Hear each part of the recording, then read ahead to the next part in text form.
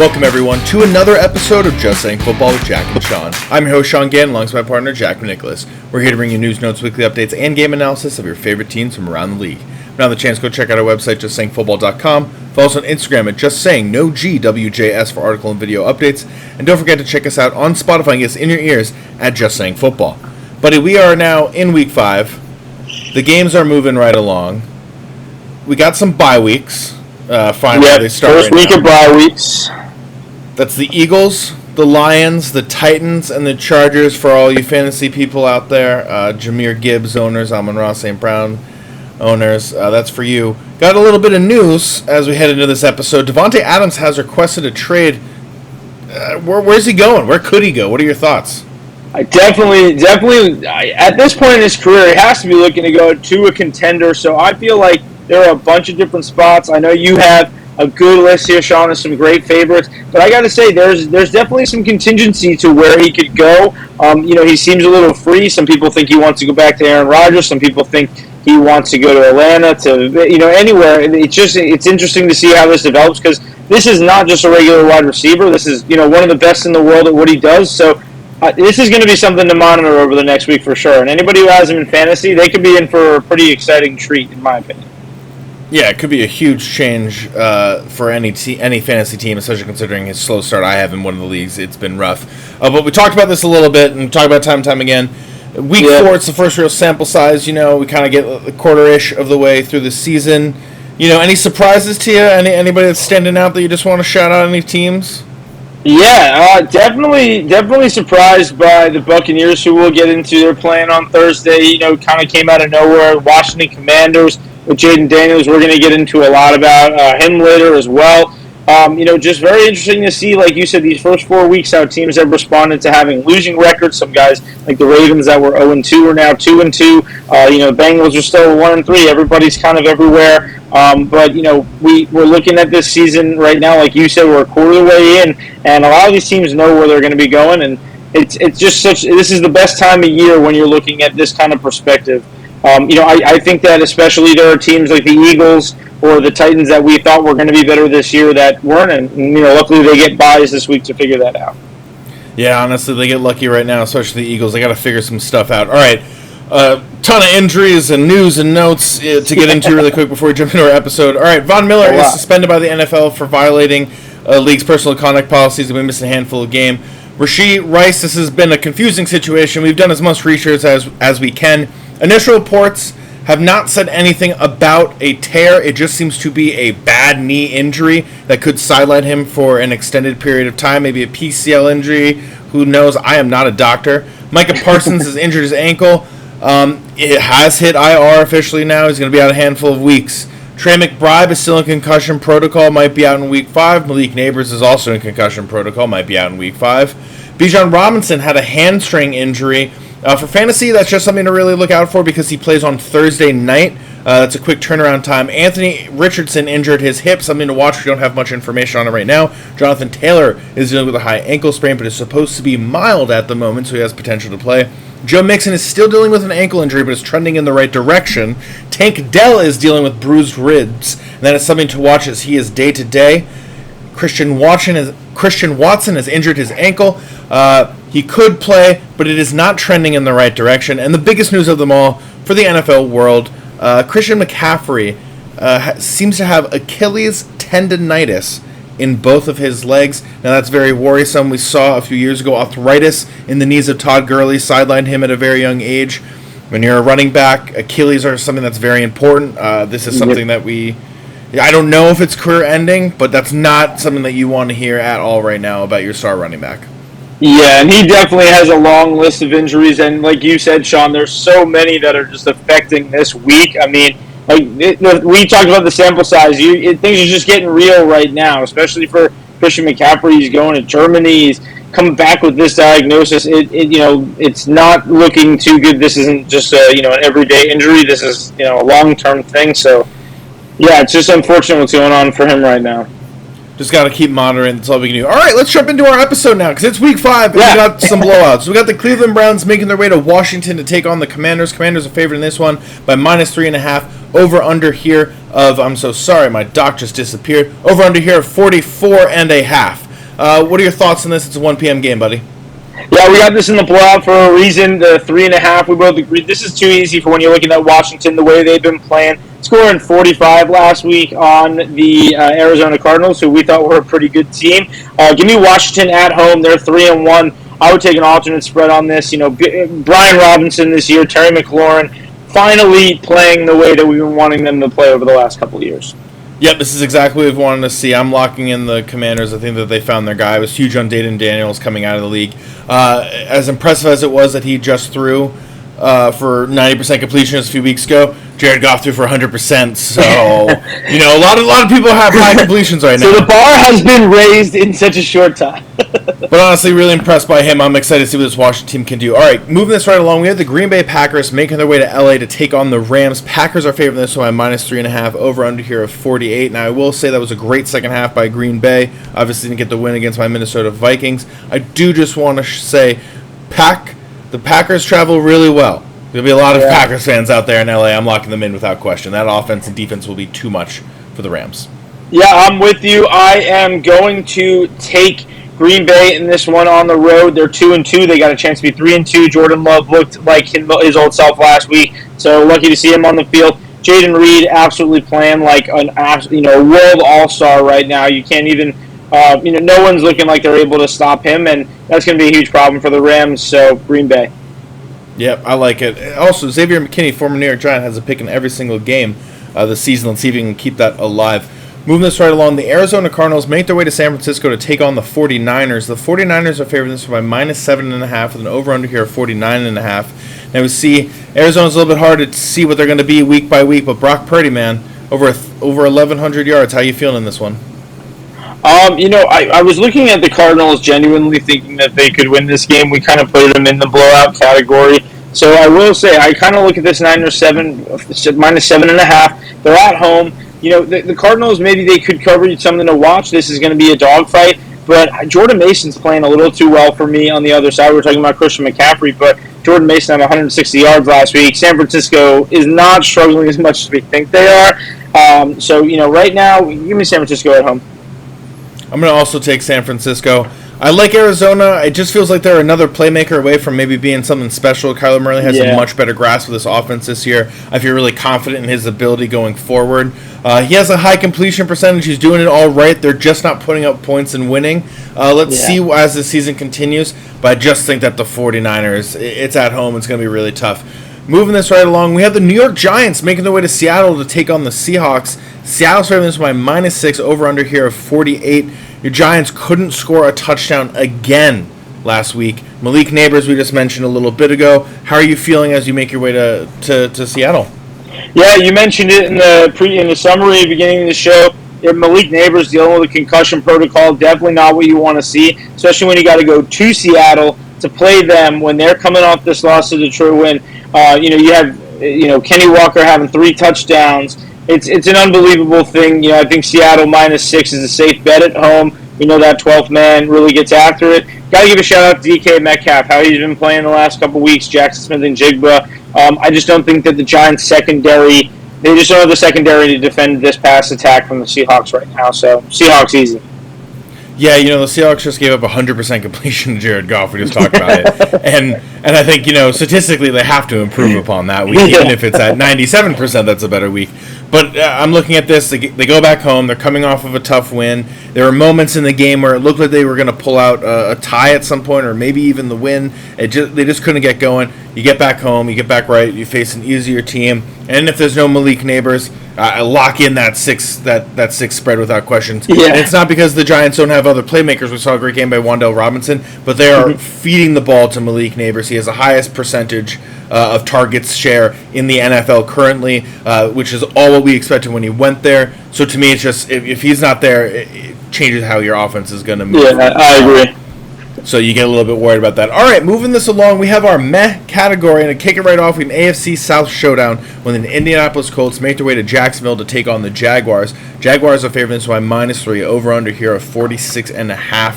How are you feeling this game? I did just mention a little bit ago, Jonathan Taylor is banged up. Anthony Richardson is banged up in this one.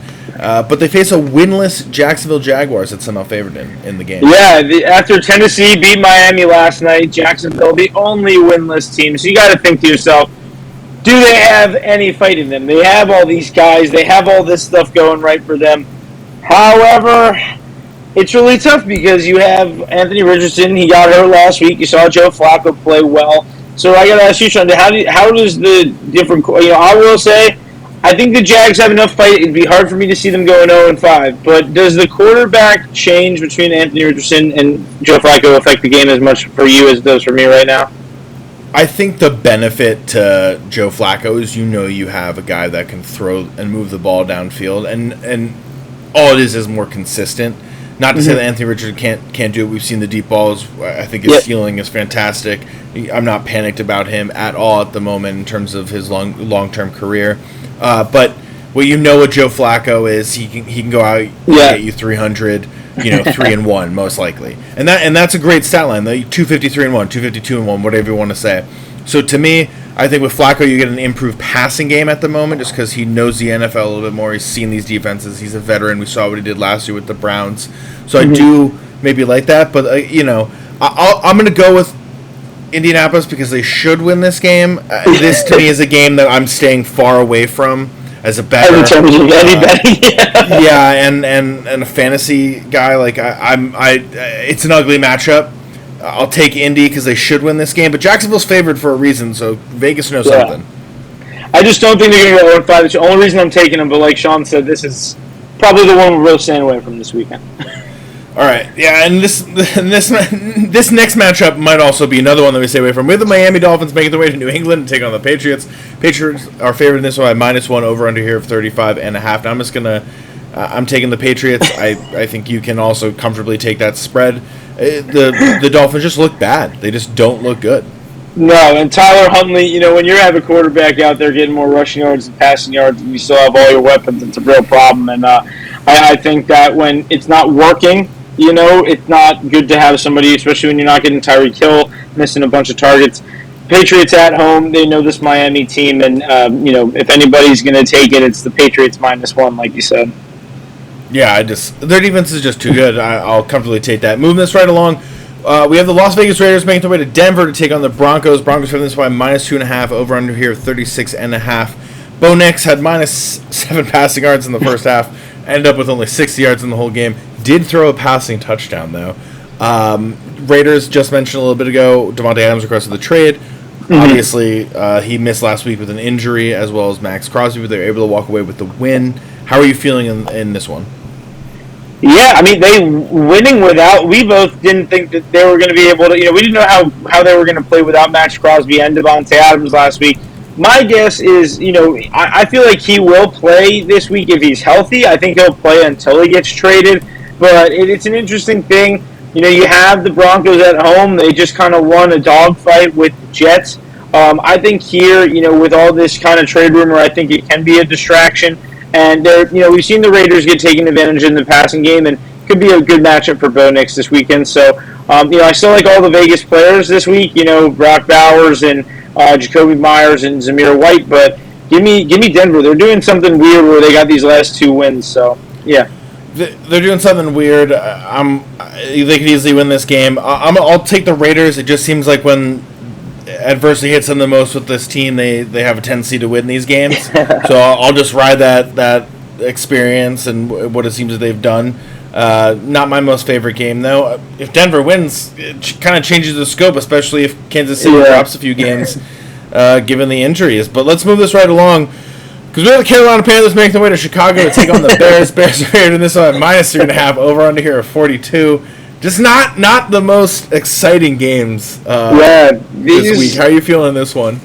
Man, these last 4 games are why we have the meh category in general, because these are some meh games. But I will say, we got a former #1 overall Heisman champion. Wait, never mind. There's only one Heisman overall pick in this game, because there is no Bryce Young. It is Andy Dalton, and Andy Dalton has been putting up some numbers the last couple weeks. And I know he didn't get it done against the Bengals, but they were in desperation mode. the Bears at home. They're favored 3.5, but man, give me the Panthers. Your boy Chuba Hubbard's been doing really, really good the last couple of weeks. Deontay Johnson is looking legit. He scored the last 2 weeks, and Xavier Legette getting involved. If there's one game I think is going to be wonky, it's going to probably be this one. And, yeah, give me the Panthers at home. I'm just going to take the weird pick for no reason. I could easily see it. I'm going to take Chicago in this one. The way that I'm looking at their season is that they play the Panthers right now, and then they play the Jaguars, Commanders, Cardinals, Patriots, and Green Bay. You're kind of looking at this, and there's potential. 7-3 is a little. Yeah. Could they get a 5-game win streak? I mean, maybe. The Washington's in there. That's going to be tough. Green Bay, obviously, but 6-4 for the Bears all of a sudden after a few weeks to kick, and you kickstart off with the Panthers. These are the moments that we talk about. These are the moments that players talk about. The Packers, they also get to play at home. I don't know. I think that this is a win for them because when you look at the scope of the season, we're in the meat of it. You got to start winning these games. Yeah. They have a nice little easy streak. I mean, you could easily beat the Panthers. That's a 1-win team. You could beat the Jaguars. That's a no-win team. Washington, you're probably going to lose. You could probably beat the Cardinals. You could probably beat the Patriots. I think there's a route here. Chicago, it starts here, right? Absolutely. All right. Sunday night football matchup. Dallas Cowboys making their way to Pittsburgh to take on the Steelers. Steelers favored this by -2.5. Over under here at 43. Dallas got it done on the road last week, but as we know, Micah Parsons is injured. How are you feeling going into this one? Yeah, Micah being out, huge. It just makes you think at least the Steelers have their monster on their defense with T.J. Watt. We talk about him a lot. But this is going to be a really interesting game. I think it's going to be higher scoring than a lot of people expect. The over-under is at 43, and I think that's a perfectly reasonable way. I think that the Steelers have definitely been figuring it out a lot more with Justin Fields. They just got to work on their run game a little bit. But Dallas, I mean, they played a close game with New York last week with the Giants away, and I think they're being on the road again. It gives me the Steelers, Steelers win vibe. So, yeah, I'm going to take the Steelers. I think they get it right this game and go 4-1. Yeah, I did misspoke a little bit. He was not on IR. He is just expected to miss multiple weeks. Micah Parsons. I am locking in the Steelers. I talked a lot about the Cowboys, I feel like, throughout the offseason and a little bit to start. But to me, they just were a team that didn't do anything to get better. They waited to make these key signings. It just didn't go in the right direction. Now you get your star player that's injured. That's your all-world defensive end right there. He's still going to get a big contract, of course. Yeah. But I just don't see how the Cowboys are going to come back from this. Not retaliate, but make a comeback after this. Steelers played horribly defensively last week. That's their bread and butter, and it was terrible. I think this is a much better game. They get the home crowd. It's Sunday Night Football. I think it's all just gearing up in their direction. I'm a little bit worried about Dallas right now.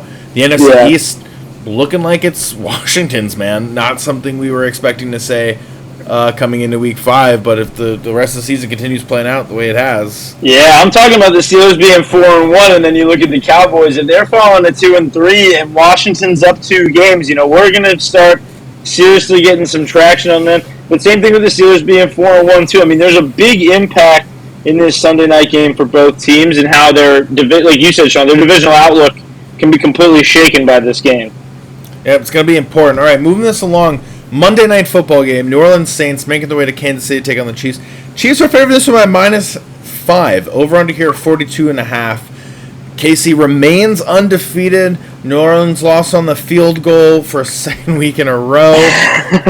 This is an unusual game. The -5 spread to KC despite the injury, and I don't want to say poor play of Kelsey because I don't think it's been poor play. I just think, non-factor Travis Kelsey right now. Last week felt like it was the first time he was a factor, like you said. Like you were saying, I like to think of it. But last week he actually stepped up. I believe he had 789 and a touchdown, 7 for 89. Where he had his big yardage. But you said it to me off camera too, Sean. Like Kansas City doesn't really look like they did. They don't look like, even when they're playing well, they're not doing so well. For me, the Saints have had some really rough losses the last 2 weeks. -5, I would take the Saints +5 no matter what in this game. I think KC in prime time at Arrowhead, sure, there could be blowout potential, but their run game has been dog crap the last couple weeks, and nobody is running the ball better than Alvin Kamara right now. Yeah, Kareem Hunt is looking like he's going to be the running back one. Carson Steele fumbled, then did not see the ball for the rest of that game. I'll go with the Chiefs just because they're at home. Like you, though, I'm not going to take that spread. I'll take the Saints at +5. I just think that it's going to be way closer than people expect. Also, we haven't seen a lot of explosive plays since week 1 from Kansas City in terms of kind of stuff. And now with the Rashee Rice injury, whether he's on IR and misses the season or he misses just a handful of weeks, like this offense is going to change. And there's a few names floating out there for where they could go. DeAndre Hopkins being one of them, Davatae Adams being another, but I think that's a long shot if they want to get him. Yeah. Darius Slayton is a name I'd toss out there, and Amari Cooper I think are some names because they are going to need to bring in a playmaker if they want to have three-peat potential. Because at the moment, just the way that they're playing doesn't look like they can make it. That's true. Make a Super Bowl win at the moment, so I'm a little bit worried about that. That is their first loss on the road. The Saints are like a weird out-of-conference team on the road in primetime. Reps and the fans. Refs and the fans. I love it. All right. Games of the week. Finally here. No more of these MAC games or blowout games. Tampa Bay, Thursday Night Football, making their way to Atlanta to take on the Falcons. Falcons are favored this one by -1.5. Over under here at 43.5. Kyle Pitts, still non-existent. Even in this new regime. Pretty much like a philosophy, like intro to philosophy question. Like, does he even exist? And if he existed, how would we even have proved that he did exist? Like, there's no way to know because he had 0 targets and 0 catches last week. It's just been brutal. It just seems like nobody knows what to do with him. You would think, given how much Kirk Cousins loves the tight end position throughout his career, it would be there, and it's not. And neither it is with Drake London, 2,202, I think it is. You got to see much more from this offense. I don't think it's what they were all expecting with Kirk Cousins coming in. He is coming off the Achilles, obviously. You know, it's going to take some time. I'm going to lock in Tampa Bay. They decimated the Eagles. Evans had a great game. To me, it's just I don't trust enough this Atlanta offense yet. And if Bijan Robinson is out in this game because of that hamstring, that's it's going to be a big problem. Big Tyler Algier game or a big problem? It's always a big Tyler Algier game. That's the red zone vulture, baby. But I'll take the Bucs with you. Simply, Baker's playing great. He has 8 touchdowns to Kirk's 4. Had a great, strong, game against Philly, like we both said he was going to. And I think that this is just a great opportunity for them to get to 4-1 and kind of take themselves above in the NFC South right now. But Evans and Godwin, they're just continuously doing their thing year by year. Yep, I love it. All right, moving us right along. It's a 9:30 a.m. game because we are in England when the New York Jets make their way to Minnesota to take on the Vikings. Again, they're in London, but it's just a home game registered for us. Vikings are favored this by -2.5. Over under here of 40.5. You go first because I have a tendency to monologue with my team. Yeah, of course. No, so I think that you guys are rolling 4-0. Who expected this? I not me, but I'm loving the ride with you, buddy. I'm telling you, first time since 2016. We all know what happened there. Had some good times. But Aaron Rodgers is coming to town, somebody that, we have on this show spoken about as a Packer against the Vikings. He is 17-11-1 against them in his career. So he is familiar. Obviously, I don't think he's played this team as much, but, after Addison has the 2-touchdown game last week, you got to think to yourself, are the Vikings right now just, the best team? I know that's a loaded question for you, so I want to let you monologue off of that. But I will say I'm taking them because even though they ain't at home, they're at Tottenham, and I feel like they play well when they're in these kind of neutral sites. And, they're playing against Aaron Rodgers. There's got to be some secrets that people in the organization know how to stop him. The Jets just underwhelming last week, 9 points in the rain. But like Aaron Rodgers said, even though the weather sucked, he kind of sucked too. Yeah, the Jets are one of those teams where I have high expectations for them. I do think they're going to bounce back offensively in this week just because that offensive performance, whether or not, was an issue. it wasn't good. It just was all ugly. You could see the frustration brewing on the Jets' offensive side. Garrett Wilson today was coming out and said we don't have our offensive identity. We know it. We're just not executing it. So I am going to take the Vikings in this one. But Aaron Rodgers has a tendency to break my heart for many years. So I wouldn't be surprised if the Jets pull off this win. And they have a great defense. This will be a great challenge for offensive line and what they're able to do.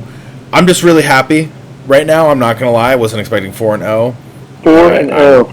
We went up 28-0 on the Packers. I was looking at my phone a second ago because as I was watching the game, I was like, "Whoa, 28-0!" Like I can't remember the last time we've like been up like this on the team, let alone the Packers. So I text my dad. I go, "When have we ever gone up 28-0 on Green Bay?" Bear in mind, my dad has been a Vikings fan since he was born in the '60s. He goes, maybe in the late '60s. All right, just for reference on how long it's of an ass whooping we've been getting from Green Bay. So it was nice to be on the other end of that. And I do just want to highlight not Sam Darnold, but just the one throw and catch to JJ. Not because it was one-handed, but because in real time, I had no idea what was going on. I couldn't believe that was caught for a second. And then when they showed the slow motion, and he was like, oh, so beautifully behind the guy's head, I was like, whoa. Yes, I had no words. It was like watching magic. I'm very excited for what the Vikings can do, but we have a long season ahead. 4-0 is not the goal, okay? Yeah. 4-0 is not the goal. Just keep that in mind. All right, moving this right along. We have the Baltimore Ravens making their way to Cincinnati to take on the Bengals. Baltimore's favored this one by -2.5. Over under here of 50.5. Lamar Jackson is 8-2 against the Ravens. Burrow is 3-4 against the Bengals, and then Burrow is 3-4 against the Ravens. Sorry, was reading ahead of my own thought there. How are you feeling in this game? Bengals finally got their first win. You could see that they were ecstatic about it. Baltimore, though, really just slowed down the arguably at the time the hottest AFC team that there was in the Bills. So how are you feeling in this one as they make their way to Cincinnati? Yeah, I feel like we got treated to a good old-fashioned primetime blowout that we did not expect. We were kind of expecting. We definitely thought that would be like a get down to the wire Lamar Jackson and Josh Allen battle. But then you wind up with the Bills only scoring from a Ty Johnson touchdown, and you're like, that's just not that's not going to be a good game. The Ravens played good. They got on every single thing. Special teams, on defense, they were able to do that. I think they were able to do it again against Cincinnati. 2.5 spread. I'll take that easy with them. Derrick Henry, 199 yards on the ground, most of any running back has had in a game this year. He's currently leading the NFL in rushing yards, and I think he's full Yeti right now. I think they're going to start only increasing his workload, and they're going to beat Cincinnati no problem. Yeah, the way that I'm looking at this is kind of exactly what you say. Of course, you don't want to run everything through Derrick Henry, right? You want to be able to let him rest here and there whenever possible. But this is really impressive what they've been able to do. And I saw this earlier on the stats, and I couldn't believe it. So just like you mentioned, Derrick Henry has already rushed for 480 yards on only 80 attempts, by the way. That's 6 yards per average. The ninth leading rusher in the NFL, Lamar Jackson, with 308 yards, 41 attempts. That's 7.5 yards per carry when he takes off. That is a terrifying stat that the quarterback and leading rusher are both in the top 10. So I think that it goes to show what this team can do as the season continues. I really love what they're able to do with Justice Hill out of the backfield, not just running the ball, but being in there for the passing game. So I want to see as this season continues, but I think they're going to get the win. I just need to see a little bit more passing deep field. That means like Rashad Bateman, you got to get open. Maybe that means you make a trade for Davatae Adams, package in Rashad Bateman. I don't know. Send Mark Andrews out. Send Mark Andrews out there with Brock Bowers. No, they don't need three. They would have had, what is it? They drafted 2 first-round tight ends and they get Mark Andrews. You don't need that. They don't need that. Although it would be beautiful if they could do that. All right, let's keep this moving along. Lock in Baltimore against the AFC North. We have the Buffalo Bills making their way to Houston to take on the Texans. Buffalo is favored in this one at -1, over-under here of 47. I thought last week, by the way, C.J. Stroud, incredible. Game-winning drive. Finally, he's back. God damn. Kid's legit. Kid is legit. Yeah, definitely. I know how much you love the kid. He grew on me big last year. He's definitely been good through the first 4 weeks. They're both 3-1, but we talked about it just the last game. The Bills got a little exposed last week, and they're on the road. They're playing in nice weather in Houston. I feel like Josh Allen is going to look at Stephon Diggs across the sideline, and he's just going to go absolute beast mode. If Joe Mixon is out in this too, I'm expecting a big James Cook game. If Joe Mixon plays, watch how that spread goes, and maybe look at the Texans. Well, I'm taking the Bills. I think this is the game where they make the statement back. We've been talking about the theme today is pretty much teams being back into a corner and playing well. Give me Buffalo. I will take them kindly on the road. I gotta take the Texans, and it's not because the Bills lost last week. I think that the Bills are going to absolutely bounce back, but it's just the weapons of Houston right now. Nico Collins has been electric, all right? 6 for 117, 8 for 135, 4 for 86 against the Vikings. That was his bad game. And then 12 for 151 last week. They might get Joe Mixon back. I just think this is such a good, complete team right now, especially offensively, that if this defense begins to get going a few more sacks, a little bit more quarterback pressure, the Texans, I think, become a deep playoff run team pretty instantly just because of that. I'm locking them in. They're at home. But this is going to be a tight game. That's one that I think you definitely got to watch out for. Can't believe this is a 1 o'clock game. I'm just putting that out there. Yeah, I just realized that, and I kind of didn't like that. Like, looking back at, we got to summer through Tennessee, Miami on a Monday night, and yet we get Houston and Buffalo at 1. What is this, NFL? NFL Week 5, baby. That's what we have. NFL Week 5. That's all the time that we have, though. Thank you, everyone, for listening. Thank you, everyone, for tuning in. Get your fantasy lineup set. Don't forget that Bijan Robinson potential injury, Thursday Night Football. Watch out. Yeah. And like Sean said, make sure you're checking on your bye weeks. You got guys on any of those teams, the Eagles, Dolphins, the Titans, the Lions, anything you need. But make sure you're following us for all the updates. Just Saying Football on Discord, on YouTube, and on Spotify for these whole episodes every week. And check us out on Just Saying with no G, WJS on Instagram. Check out all of our links and follow us every week. Thank you guys so much for checking us out. Enjoy Week 5. Enjoy.